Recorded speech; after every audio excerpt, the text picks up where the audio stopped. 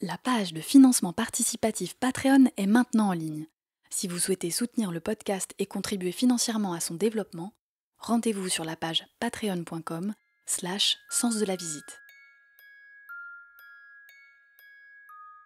Sens de la visite, Jérémy Thomas, le podcast qui écoute. vos histoires de l'art.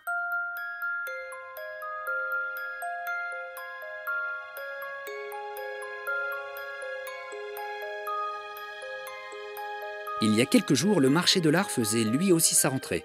Et elle avait lieu à Paris pour l'ouverture de la foire d'art moderne et contemporain, Art Paris Art Fair. Installée cette année sur le Champ de Mars, dans le tout nouveau Grand Palais éphémère, avec vue imprenable sur la Tour Eiffel, la foire accueillait pour sa 23e édition près de 140 galeries d'art provenant d'une vingtaine de pays. Alors, du 9 au 12 septembre, plus de 70 000 visiteurs se sont pressés dans ces allées pour acheter ou simplement admirer les œuvres des artistes exposés. C'est un rendez-vous incontournable des professionnels du marché, galeristes, artistes et collectionneurs, mais pour celles et ceux qui n'auraient pas les moyens ou l'envie d'acheter une œuvre, eh bien c'est aussi une occasion finalement assez rare de pouvoir déambuler de galerie en galerie, qu'elles viennent par exemple de Paris, Milan, Séoul ou Bogota. Avant de pousser les portes de la foire, en prenant un peu de temps pour regarder le spectacle de tous ces métiers qui s'activent autour, les régisseurs, monteurs, transporteurs, restaurateurs, bref, on comprend qu'il faut bien 1 an d'organisation millimétrée à ces équipes pour faire vivre cet événement qui ne dure pourtant que 5 jours.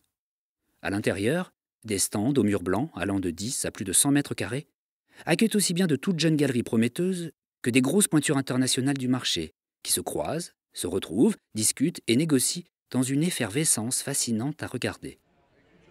Alors je vous propose de retourner à l'audio et en immersion dans les allées de Art Paris Art Fair au milieu des stands et des conversations de galeristes, pour comprendre la passion qui anime celles et ceux dont le métier est de vous donner envie de collectionner.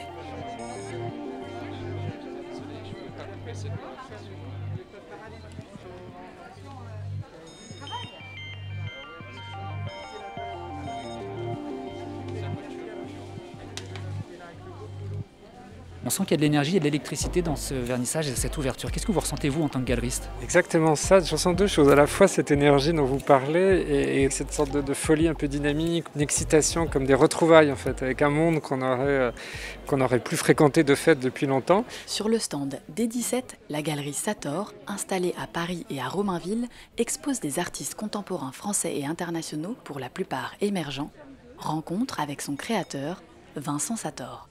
Et à la fois, pour être parfaitement honnête, une sorte de, peut-être moins maintenant, mais au tout début du vernissage, quelque chose de l'ordre de la timidité chez moi, qui n'était pas du tout, qui n'est pas tellement mon trait naturel, me semble-t-il, mais dans le fait de renouer avec l'exercice de la foire, après 2 ans et demi à peu près de non-foire, et d'être ce matin comme une sorte de nouveau-né débarquant dans l'exercice, et ayant un peu perdu les réflexes, les repères, qui reviennent évidemment assez vite, comme on ferait du vélo, j'imagine. Mais la foire, c'est cette sorte de concentration de l'espace et du temps, tout se joue en 3-4 jours dans un lieu très très précis, avec évidemment beaucoup de monde, de visites, d'excitation, etc. Et cette dimension quasi théâtrale, d'être quasiment sur des planches en représentation permanente, qui est extrêmement dynamique et qui fait que c'est très très excitant. Ce qui a été beaucoup le cas pour moi ce matin, on est en milieu d'après-midi je crois à peu près maintenant, mais de retrouver effectivement des collectionneurs, des artistes que je n'avais pas eu depuis très longtemps, j'ai fait des présentations ce matin qui étaient très belles, avec des réactions très, très émues de la part de visiteurs sur des pièces, notamment de Raphaël Denis. Enfin, ça c'est effectivement assez magique. Mais moi j'ai rencontré une œuvre, on est juste à côté, c'est le hasard, mais c'est ce tableau-là. Est-ce que vous pourriez me le décrire et me dire d'où il vient et quel est l'artiste ? Alors voilà, c'est une artiste qui s'appelle Nazanin Pouyandeh, qui est une artiste d'origine iranienne, qui vit à Paris maintenant depuis une vingtaine d'années. Et c'est un tableau qu'elle a peint en Corse. On voit un paysage de maquis et de montagnes en arrière-plan, avec un ciel bleu très très pur. Et au premier plan se trouve une femme, peignoir asiatique on l'imagine en tout cas, et qui tient par ses mains 2 autres personnages, un homme et une femme. Et le tableau s'appelle l'Alliance. Et dans la partie inférieure du tableau, on découvre qu'en réalité le tableau, on est dans une mise en abîme, que le tableau est peint par un personnage qui, à l'intérieur du tableau, peint ce tableau. On a l'impression qu'elle est devant nous en train de finir le tableau. Absolument, on a peur de la déranger. Absolument, c'est cette idée de la mise en abîme. Elle, c'est quelqu'un qui arrive d'Iran à l'âge de 18 ans à Paris. Et une des choses qui la marque plus derrière la dimension liberté, c'est qu'elle découvre l'image. Elle quitte un pays où l'image est une image de propagande, d'affiches politiques, de propagande religieuse. Quand elle arrive en France, tout à coup, elle est noyée pratiquement sous l'image. Internet, la télévision, le cinéma, les magazines, les livres d'art, la photographie. Et elle découvre qu'en fait, on vit, nous, contrairement à ce qui était le cas pour elle jusqu'à présent, dans un monde d'images. Donc elle est fascinée par ce que l'image raconte et décide à ce moment-là de devenir artiste. Donc elle fait les Beaux-Arts de Paris et on lui propose plusieurs ateliers différents et elle dit non, moi je veux faire la peinture et créer des images. Et la peinture me permet, par la lenteur, une sorte d'univers très séduisant, fascinant, autour de l'homme, de l'être humain, de la femme, du désir, de l'envie, etc. Qu'est-ce qui fait que vous avez eu envie de travailler avec cet artiste et de l'aider ? Ah, ça, c'est une très très bonne question. Alors, la question serait différente pour d'autres artistes. Pour elle, en l'occurrence, c'est un ami à moi qui est un critique d'art assez connu, qui m'en a parlé. Il y a plusieurs années, qui m'en a parlé, il m'a demandé de regarder, d'ouvrir les yeux sur son travail et éventuellement de travailler ensemble. Alors, pour ne rien vous cacher, les premières images que j'ai vues ne m'ont pas du tout plu et m'ont même rebuté. J'étais très mal à l'aise avec ce qu'elle faisait, c'était très sexué, de manière... Bref, je ne rentrais pas du tout dans son travail. J'ai quand même finalement décidé de la rencontrer et d'aller à l'atelier et voir le travail en vrai, puisque à nouveau, tout travail doit être vu en vrai. Peinture, il y a quand même cette idée de matière qu'on ne peut absolument pas retranscrire en photographie. Je prends rendez-vous et il y a eu une rencontre forte humainement, tout d'abord, avec elle. Et son travail, en le voyant en vrai, commençait à m'intriguer. Je me disais quand même, effectivement, il y a quelque chose, il y a un univers, il y a une singularité, ce qui moi m'intéresse, quelque chose que je défends, un engagement de l'artiste. Et à la fois, est-ce que c'est vraiment mon univers? Je ne pense pas. Mais après tout, mon travail, c'est aussi de sortir de ma zone de confort et d'aller chercher, défendre, soutenir des artistes qui méritent de l'être par leur engagement. Et dans un discours de confiance, je disais à mes collectionneurs, accrochez-vous en quelque sorte, apprenez à lire. Et c'est ce qu'elle demande. Apprenez à lire ces images, apprenez à les regarder, apprenez à voir, rouvrez les yeux vers ce qu'elle fait, rentrez dans l'univers qu'elle défend. Simplement cette chose-là, enfin, qui est passionnante pour moi, mais qui est de passer de l'œuvre à d'autres, la transmettre en quelque sorte. Qu'est-ce que je peux vous souhaiter pour la fin de la foire ? Que cette énergie demeure, c'est comme une foire qui dure 4 jours jusqu'à dimanche, donc ce plaisir de se retrouver, de retrouver l'art, de retrouver les artistes et de continuer tous ensemble, collectionneurs, galeristes et autres, à les défendre.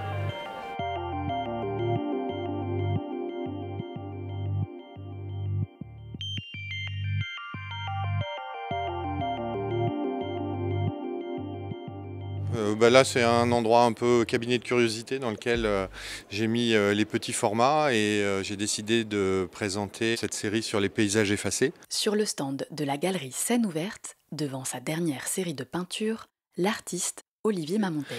Qui sont les tout derniers et les paysages effacés, c'est une série qui me suit depuis l'origine. En fait, ça fait près de 20 ans que j'ai cette série qui m'accompagne et comme souvent dans mon travail, je travaille plusieurs séries simultanément. Elles me suivent depuis l'origine. Donc là, c'est énormément lié à mes voyages, à mes souvenirs. Et c'est d'une certaine manière comment le souvenir est altéré par l'image, par le recouvrement. Est-ce que vous pourriez me décrire cette série de 3 tableaux ? Alors ces 3 tableaux sont des tableaux qui s'inspirent à l'origine des cartes postales anciennes. Donc ce sont des couleurs qui sont sépia, plutôt terre de Cassel. Et la première étape, c'est de préparer ce fond, presque ivoire, que je prépare avec un blanc, avec des ocres, des jaunes. Et quand je rentre de voyage, la première chose que je fais, c'est que je représente les paysages de mes voyages. En l'occurrence, ce qu'on a devant, ce sont un souvenir de voyage à Madagascar. Donc on va deviner des palmiers, deviner des rizières, deviner des bananiers, beaucoup de ciel aussi. Et une fois que j'ai préparé cette première couche, je laisse le tableau se reposer dans l'atelier et même j'essaye de l'oublier un peu. Et quand le souvenir de ce voyage refait surface, quand une forme de nostalgie ou de mélancolie revient sur des lumières de ce voyage, à ce moment-là, je vais rechercher ces tableaux. Et là, je réinterviens dessus, mais avec des taches de couleurs qui vont m'évoquer un parfum, une odeur, une sensation, une couleur. Et cette fois-ci, c'est un travail beaucoup plus sensoriel. Généralement, je peins avec mes mains, je peins avec des grandes brosses, j'efface, je reprends, d'où le nom paysage effacé. Et la petite particularité qu'il y a sur cette nouvelle série, c'est que j'ai utilisé la sérigraphie et un motif de dentelle qui vient en surimpression, un peu comme un voile. Et il se trouve que après ce voyage à Madagascar, après cette première couche, après la sérigraphie, je refais un nouveau voyage en Nouvelle-Zélande. Et là, j'ai voulu peindre les Kaikatea, qui sont ces grands arbres qu'on trouve en Nouvelle-Zélande, qui sont des arbres forêts, parce qu'ils sont tellement vieux que d'autres arbres ont poussé dessus. Et pour moi, ça incarne la peinture, puisque mon sujet unique depuis l'origine, c'est la peinture. Et la meilleure définition que j'ai trouvée de la peinture, c'est recouvrir pour dévoiler. Donc voilà, je recouvre la toile pour dévoiler mon sujet. Est-ce que vous avez, vous, un souvenir qui vous revient quand on regarde ces 3 tableaux-là ? Ah oui, il y en a même plusieurs. J'ai eu la chance de faire un très long périple à Madagascar et de suivre la nationale 9 ou 7, je ne sais plus. C'est un pays qui, moi, m'a beaucoup marqué, avec différentes cultures. Il y a plus de 18 ethnies qui cohabitent sur cette île. Évidemment, il y a le souvenir de la Nouvelle-Zélande, qui est un pays que j'aime énormément, où je vais normalement tous les ans pour aller pêcher à la mouche. Et j'aime bien avoir toujours une petite empreinte de la Nouvelle-Zélande dans les tableaux. Qu'est-ce que vous aimez dans la pêche ? La correspondance que je fais entre la pêche et la peinture, c'est que le peintre comme le pêcheur sont des amoureux de surface ambiguë. La surface de la toile pour le peintre, la surface de l'eau pour le pêcheur. Et moi, ce que j'aime dans la pêche, c'est aussi cette notion de quête. C'est-à-dire qu'on va à la rencontre d'une rivière. Cette rivière, il faut la comprendre, il faut la connaître avec les outils du pêcheur, qui sont la canne, les mouches, son hameçon. Et on essaye de percer un mystère. Et avec la peinture, c'est un peu pareil. On a ses pinceaux, sa couleur et sa toile. Et on va essayer de percer le mystère de la peinture. Et donc j'aime bien avoir ces deux pratiques qui pour moi se nourrissent assez bien. Pour finir, aujourd'hui, on est dans une ambiance totalement différente qu'une série de pêche en Nouvelle-Zélande. Là, on est à Paris, au Grand Palais éphémère, vernissage d'une foire très attendue. Comment vous vous sentez ? C'est très étrange, j'en ai parlé avec déjà 2-3 personnes que j'ai croisées, des collectionneurs, des amis, qui me disent oui, on resocialise un peu, on se trouve tous assez maladroits parce qu'on ne sait plus s'il faut se serrer la main, se faire un check du poing, garder les masques, enlever les masques, on a du mal à se reconnaître aussi parce qu'il y en a qui ont vieilli, grandi, grossi, et donc c'est assez étrange, il y a une sorte de maladresse post-Covid, j'ai l'impression, une joie de resocialiser, mais en même temps on sent que ça va se faire avec le temps. Et j'ai la sensation quand même que le monde qu'on est en train de retrouver n'est pas tout à fait le même que celui d'avant et des choses ont changé dans les rapports. Alors j'espère que ce sera pour un mieux, mais bon, on verra bien, ça sera l'avenir qui nous dira. Stand C9, dans l'allée centrale, rencontre avec une figure incontournable du marché de l'art contemporain depuis plus de 50 ans, Monsieur Yvon Lambert. Il a acheté sa toute première œuvre d'art à 14 ans et ouvert sa première galerie en 1966. Qu'est-ce que vous présentez aujourd'hui ? Alors, je commence par présenter une pièce qui est à l'initiative de Nathalie Dupasquier, qui a fait cet espace. Là, vous voyez mon nom, c'est elle qui a décidé de le mettre de cette façon. À l'intérieur de cette cabine, elle appelle ces installations comme cela, il y a des toiles de Nathalie Dupasquier, des toiles récentes qu'elle a faites spécialement pour cette foire. Je vois qu'il y a des dessins de Abdel Abdessemed aussi qui sont magnifiques, d'oiseaux, là, de petits moineaux. Oui, bon, Abdel Abdessemed, j'ai travaillé avec lui, on fait de temps en temps des choses. Là, il y a ces quelques dessins qui sont très très beaux, vraiment. Voilà, je suis très content de les montrer, avec aussi la pièce de David Horvitz, Jean-Charles Blé, tous les artistes qui ont été montrés cette année à la galerie. Et voilà. Quand on a fait autant de choses que vous, quel est le plaisir qu'on prend à venir malgré tout un mercredi matin pour un vernissage de foire ? Le plaisir, mais c'est le plaisir de voir des gens comme vous qui arrivez impromptu en me disant « est-ce qu'on peut parler 5 minutes ?» De voir des gens que je n'ai pas vus, certains depuis 2 ans. C'est une occasion, une opportunité de croiser des gens qui viennent de partout. Et une foire, c'est un vrai lieu d'échange, de rencontre et de travail. Qu'est-ce que je peux vous souhaiter alors pour les 4 prochains jours ? Les 4 prochains jours, que ça continue comme ça a été les premières heures. Rencontrer des gens, faire des découvertes et de vendre des œuvres d'artistes qu'on aime dans des bons endroits, en sachant qu'elles iront, on l'espère, dans les meilleures des mains. Je vous remercie. Lucas. Alors moi je suis assistant à la galerie Suzanne Tarassieff depuis 1 an maintenant. Et voilà, on assiste Suzanne dans son métier de galeriste, dans sa passion. Sur le stand C8, avec l'incomparable Suzanne Tarassieff et sa passion contagieuse pour l'art et les artistes qu'elle expose. Donc c'est beaucoup de relationnel, il y a aussi de la manutention, de la communication également. Qu'est-ce qui fait que vous êtes arrivé dans cette galerie ? Je voulais travailler en fait dans le marché de l'art contemporain et je suis un grand passionné de peinture. Donc je suis tombé sur Suzanne Tarasiev et du coup c'était la rencontre pour la peinture et avec Suzanne ça a très vite fonctionné. Voilà Suzanne Tarasiev justement. En personne. En personne. En chair et en os. Plus en os qu'en chair d'ailleurs, en ce moment. Eh ben, qu'est-ce que ça vous fait là aujourd'hui On est ravis. Moi, je vais vous dire, quand je suis rentrée dans le grand palais éphémère nouveau, qui est très beau, j'ai été très contente parce que j'ai vu qu'il y avait plein de monde. Et je me suis dit, tout va bien. En fin de compte, l'art, ce qui est formidable, c'est que ça rassemble tellement de gens. C'est quelque chose d'universel.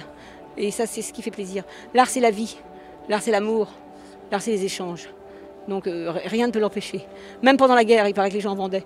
Et je crois que dans n'importe quelle situation, l'art a toujours existé. Il triomphe. Ça permet des échanges. Même si on ne se connaît pas, on échange sur l'art, on se connaît. Enfin, on commence à se connaître.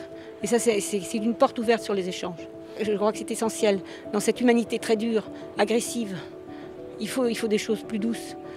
Et l'art exprime la violence, la douceur, tous les sentiments. L'art, c'est le symbole de l'humain. D'ailleurs, c'est pas pour rien que ça a commencé.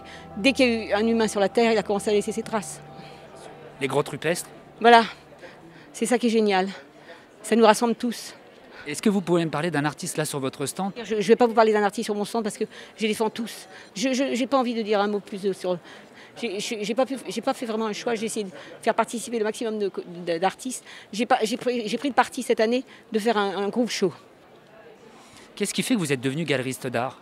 Ah ben non, moi ça fait très longtemps. Moi, à 11 ans déjà, je m'intéresse à l'art. On m'a offert 3 petits bouquins, Munch, Jérôme Bosch et Kirchner, j'avais 11 ans. Et ça a été le début. Ça a été le virus qu'on m'a mis.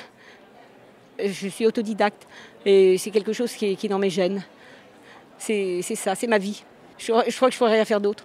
On sent une atmosphère familiale sur votre stand. Oui, ça fait plaisir ce que vous disiez ça. Parce qu'en fin de compte, il faut désacraliser l'art. Il faut que ce soit accessible pour tout le monde. Et en fin de compte, ce que je veux, c'est que la porte soit ouverte. Il faut que les gens puissent s'intéresser tous. Qu'est-ce que je peux vous souhaiter pour les 4 ou 5 prochains jours là, de la foire? D'abord, vous savez, je ne suis pas toute seule sur mon stand. J'ai Julien qui est très important pour moi et Lucas qui commence. Et voilà, et mes autres sont à la galerie. Mais il faut nous souhaiter qu'il y ait beaucoup de monde, que ça marche, ça va marcher. Tout le monde va travailler, j'en suis sûre. Parce que les gens ont tous envie d'acheter de l'art, les gens sont tous curieux et c'est ça qui est intéressant. Et puis il y a un autre regard. Quand on parle d'art, il y a une certaine agressivité qui tombe. On oublie le Covid, on oublie plein de choses. Tous les gens qui viendront me voir, on peut continuer la conversation à la galerie, 7 rue Vastourelle. Et en ce moment, j'ai une exposition très très belle de Youssef Koritchi. Et Anna Turi, qui est finlandaise, que j'ai découvert. Anna Turi, j'ai découvert au vernissage de Baselitz, en Finlande.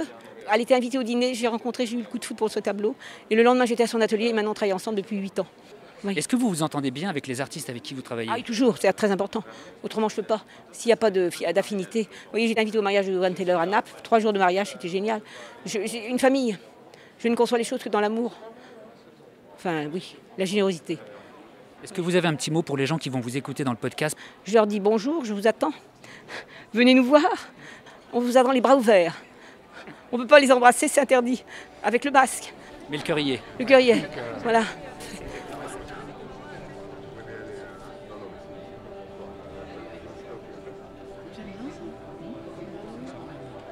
Qu'est-ce que vous faites ici? Moi, je suis dans l'incendie.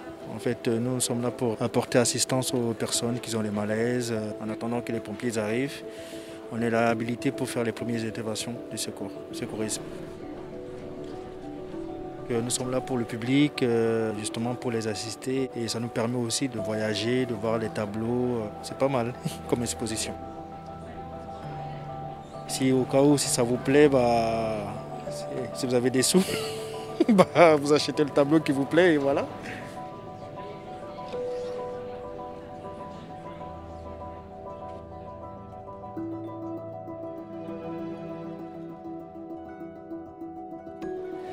Qu'est-ce que vous ressentez aujourd'hui d'être sur cette foire après quand même de longs mois, souvent coupés du public parfois? Un grand bonheur de pouvoir retravailler normalement et de pouvoir re-rencontrer les collectionneurs ou les amateurs. Stand C3, conversation avec le galeriste Jean-Pierre Richfisch, basé à Strasbourg, reconnu internationalement sur le marché de l'art brut. Et en plus, cette année, nous fêtons les 25 ans de la galerie. Mais un grand plaisir, vraiment. Pour une galerie d'art, quel est le bienfait de participer à la foire? Alors dans un premier temps, ça conforte des gens qui ne vous connaissent pas en se disant tiens, il vient à la foire cette année, oui c'est un bon stand, mais je veux voir s'il va continuer l'année prochaine parce que les gens ne savent pas. Et deuxièmement, ça vous permet une ouverture vers de nouveaux clients parce que les personnes se parlent, tiens j'ai acheté ça, mais où chez Rich Fish, ah mais je ne l'ai pas vu. Voilà. Donc ça permet une ouverture, d'élargir les clients. Tous les clients, tous les types de clients. Parce qu'il n'y a pas de clients importants par rapport à un autre. Il y a des clients, des amateurs, des collectionneurs, des gens qui achètent avec les yeux et non pas avec les oreilles. Et ça fait plaisir. Qu'est-ce que c'est que l'art brut? Ou alors l'art brut, la définition, c'est Jean Dubuffet. C'est les artistes loin de tout conditionnement culturel et de conformisme social. Alors au début, on a mis les psychiatriques. Au départ, les hôpitaux psychiatriques, c'était des prisons. Alors on mettait les gens qui malheureusement étaient fous, la femme adultère, le gars qui avait un bec de lièvre, ça faisait un beau mélange. Et ces gens avaient une souffrance, même d'autres plus tard, qui n'ont pas été traités sous médicaments. Et ils exprimaient leur souffrance intérieure sur le papier, sur l'œuvre. Il y a aussi les médiumniques. Un esprit leur parle, il leur dit de faire comme Crépin, qui doit faire un certain nombre de peintures pour arrêter la Deuxième Guerre mondiale. Voilà. Tous ces gens qui sont un peu mis de côté, ça m'a intéressé fortement. Et j'ai voulu... Comme j'étais collectionneur de la figuration narrative, quand personne s'y intéressait, mais que j'étais un emmerdeur dans mes choix, je me suis dit, la rigueur que j'appliquais à ma collection, tu vas l'appliquer à ta galerie, que j'ai ouverte quand j'avais 46 ans, pour des raisons multiples et variées. Je ne pouvais pas l'ouvrir avant. Et je me suis dit, la rigueur que je me suis imposée, je vais l'imposer à l'art brut en me disant que ceux qui sont intéressés vont voir que j'ai la bonne œuvre, du bon artiste, de la bonne époque, de bon ceci, de bon cela. Ça a été un peu long. Mais à force, petit à petit, de bouche de druide à oreille de druide, comme ils disent dans Astérix, ça s'est répandu et je suis un petit peu devenu une référence. D'abord, hélas, reconnu à l'étranger, principalement, aux États-Unis, en Allemagne et en Suisse, et un petit peu plus tardivement en France, mais bon, l'important c'est que ça s'est fait. Quel est le déclencheur pour vous de vous passionner pour ce mouvement? Parce que j'ai eu des problèmes un petit peu qui ont affecté mon psychisme et ces œuvres m'ont parlé. J'ai senti une correspondance entre ce qui n'était pas bien dans ma tête à un moment. Mais je veux dire, et j'ai été en phase, en me disant, ces gens qui souffrent, ils ont droit à une meilleure représentation peut-être que ce qu'ils ont eu. Ils ne m'ont pas attendu, soyons clairs. Mais j'ai voulu faire. Et aussi parce que j'avais découvert, quand je collectionnais la figuration narrative, la donation Cordier. Et Cordier avait énormément d'œuvres données d'art brut. Et c'est là que j'ai découvert l'art brut. Et là, j'ai eu le choc, le déclic. Et voilà. Sur une œuvre en particulier? Michel Nedjar. Voilà, les poupées de Michel Nedjar, principalement. J'ai rencontré Nedjar, je les ai tous rencontrés. Tous. Tous ceux qui étaient vivants, évidemment. Et puis je me suis mis à rechercher, et voilà. Et les clients sont venus. Avant de repartir, balade dans les allées de la foire avec Guillaume Piens, directeur d'Art Paris Art Fair depuis 2011. Bonjour, bonjour. Est-ce que je peux juste faire une interview ici? Ça ne te dérange pas? Magnifique. Bon, c'est un peu à cause de vous tout ça, là, tout ce qui se passe aujourd'hui ici, tout ce capharnaüm. C'est à cause de moi et des autres d'ailleurs. On n'est jamais seul. Ben, ça se passe très bien. C'est un grand succès pour cette première ouverture d'Art Paris qui inaugure le Grand Palais. Donc c'est une énorme chance d'avoir pu être la seule foire physique au monde en septembre 2020. Oui, effectivement, on est un peu les premiers de la classe en ce moment. On a l'impression que c'est la foire qu'on a attendue de la rentrée. En fait, ce qui est intéressant, c'est qu'elle a pris sa véritable identité, en fait. Elle a une âme. Et aujourd'hui, c'est une foire qui, évidemment, a trouvé son propre positionnement, son ADN, à la fois régionale et cosmopolite, qui mixe les plus grosses galeries avec des galeries inconnues ou à découvrir. Donc, il y a tout ce mélange qui fait son intérêt, je pense. C'est cette liberté, en fait. Pas du tout être formaté. Vous êtes le directeur de la foire. En quoi consiste ce rôle tout au long de l'année ? Un directeur de foire, c'est comme un chef d'orchestre. En fait, c'est quelqu'un qui d'abord donne le ton, c'est-à-dire a une vision. Cette vision, je la poursuis depuis 2012, que j'ai appelée d'ailleurs poétiquement l'originalisme cosmopolite, c'est-à-dire l'idée de sortir des autoroutes de l'art contemporain, de faire une foire qui ressemble aux autres, d'aller plutôt explorer les départementales et les régionales que les autoroutes. Voilà, ça marche aujourd'hui. Et qu'est-ce qu'on peut vous souhaiter à vous, Guillaume Piens, directeur de la foire, pour les 4-5 prochains jours ? Je pense qu'on peut souhaiter surtout de reprendre des forces parce qu'il y a une vague énorme de visiteurs, de sollicitations et c'est vrai que voilà, c'est des journées très rudes, mais je pense que déjà le pari est gagné en fait. Voilà. Mais je suis très content de voir le sourire des gens et malgré ces situations, voilà, il y a un désir d'art contemporain et c'est surtout une renaissance de Paris qui donne, à mon avis, ses talents.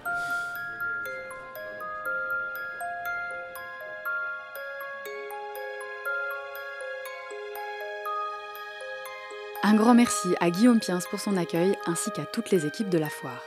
Rendez-vous en 2022 pour la prochaine édition d'Art Paris Art Fair, toujours au Grand Palais éphémère, mais qui retrouve l'année prochaine ses horaires de printemps, du 7 au 10 avril.